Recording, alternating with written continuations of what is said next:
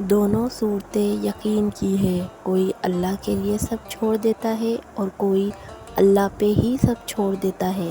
میں نے پوچھا، کب تک صبر کرنا ہوگا مجھے؟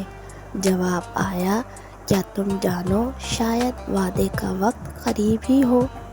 اللہ سے مانگنے کی ایک خوبی یہ بھی ہے کہ آپ اپنے جذبات کو الفاظ کا روپ نہ بھی دے سکیں تب بھی وہ آپ کے جذبات کو آپ سے بہتر جانتا ہے۔ اپنے اعمال دیکھیں اور پھر اللہ نے آپ کو جو سہولیات دی ہیں وہ دیکھیں، کیا آپ ان کے قابل تھے؟ جس زبان سے جھوٹ نکلنا بند ہو جائے اس زبان سے نکلی ہوئی دعا رد نہیں ہوتی۔ اللہ سب جانتا ہے، جب دل ٹوٹنے کی آواز کوئی نہ سن پائے، جب زمین تنگ لگے، جب خاموش آنسو گرے، لوگوں کے سامنے مسکراتے رہا کرو اور اللہ کے سامنے رویا کرو، کیونکہ دنیا مسکرانے والوں کو پسند کرتی ہے اور اللہ رونے والوں کو۔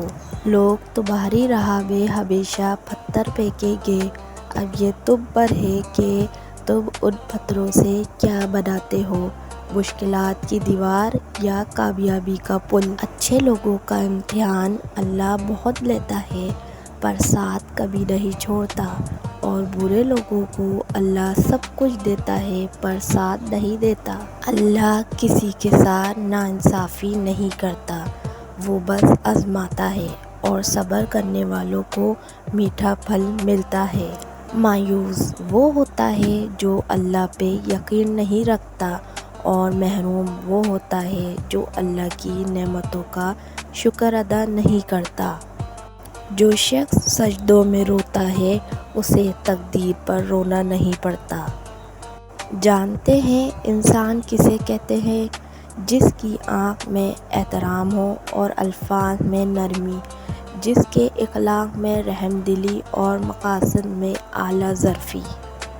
اور پھر اللہ تمہیں یوں خوش کرے گا جیسے تم نے کبھی کوئی غم دیکھے ہی نہ ہو۔